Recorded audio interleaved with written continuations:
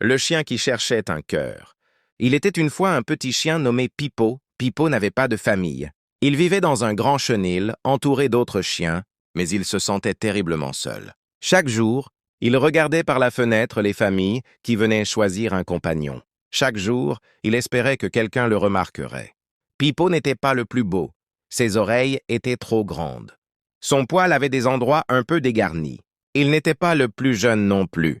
Mais Pipo avait un secret. Son cœur était plus grand que tous les autres réunis. Un samedi pluvieux, une famille est entrée.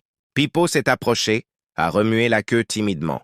Mais ils ont choisi le petit chiot joufflu à côté de lui. Le cœur de Pipo s'est serré, mais il n'a pas abandonné. Ce soir-là, alors que la nuit tombait et que le chenil était plongé dans le silence, Pipo a eu une idée. Si les gens ne venaient pas à lui, il allait leur montrer ce qu'il avait dans le cœur. Le lendemain, quand la bénévole est arrivée pour leur donner à manger, Pipo a fait quelque chose d'extraordinaire. Au lieu de manger sa croquette, il l'a prise délicatement dans sa gueule et l'a portée au vieux chien aveugle au fond du chenil. La bénévole a observé, étonnée. Elle a raconté cette histoire aux visiteurs. Petit à petit, Pipo est devenu célèbre pour ses petites attentions. Il léchait les pattes blessées des nouveaux arrivants, il partageait son jouet préféré avec les chiens tristes, il aboyait doucement pour prévenir quand un de ses amis ne se sentait pas bien.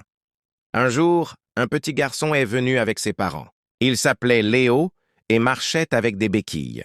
Tous les chiens sautaient et aboyaient, sauf Pipo.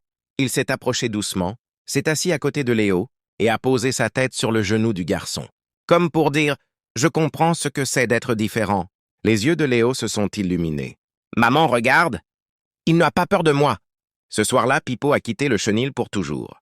Dans sa nouvelle maison, il avait enfin trouvé sa place. Pas parce qu'il était le plus beau ou le plus jeune, mais parce qu'il avait su montrer la beauté de son cœur. La morale de cette histoire? Parfois, nos plus grandes faiblesses deviennent nos plus grandes forces. Et la bonne famille nous trouve toujours quand nous sommes vraiment nous-mêmes.